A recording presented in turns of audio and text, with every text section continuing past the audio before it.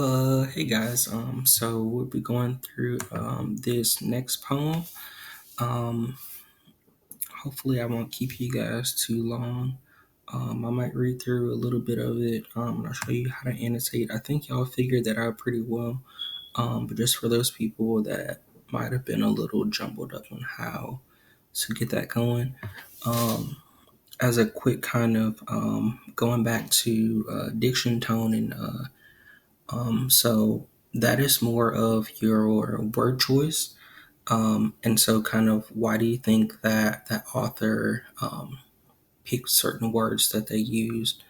Your tone is that feeling that you get as you read that poem or story or the book, or kind of what kind of feeling do you get?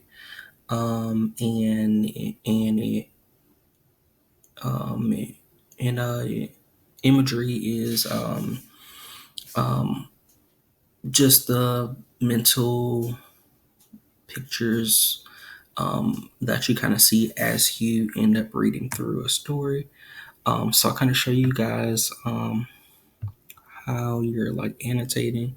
So just say if I decide to pick this line right here, and I will go up and click add comment here, and then it'll automatically highlight, and then I'll just type whatever my comment is here. And so you could make a comparison in between that and something else. Um, and then you hit comment, and then that'll be there.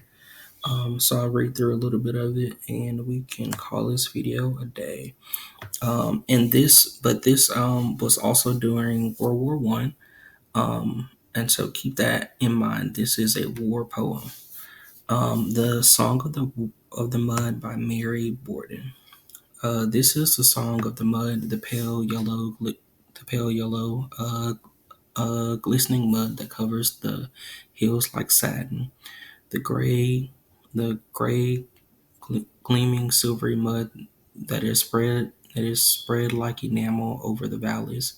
The frothing, squirting, spurting liquid mud that gurgles that gurgles along the roadbeds.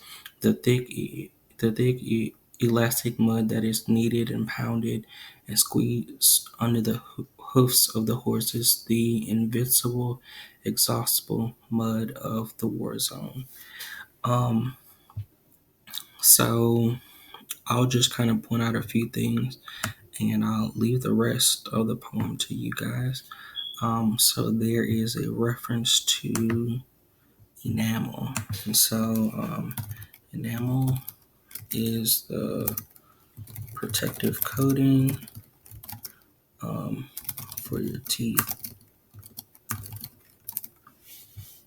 And so obviously that is something that he's trying to make a comparison to in between that on your teeth and in the mud, the frothing, squirting, spurting liquid mud that gurgles along the roadbed. That makes me think about like um, what's that thing? The old geyser or something in Yellowstone National Park, um, Old Faithful. And so that's kind of what I think about. And so why would mud look like that?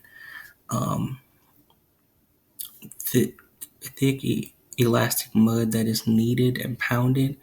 Um, so it's almost like he is talking about like dough, like if you've ever like made a pie crust or something like that. Um, that's kind of what I'm thinking about. The invincible, inexhaustible mud of the war zone. And so, just a little bit more of context is that during this war, um, they fought where they just dug and they dug and they dug down, and so there'd be there'd be just say Germany on one side, and just say France is on the other side, and so they would just shoot rockets and bombs, but they fought in the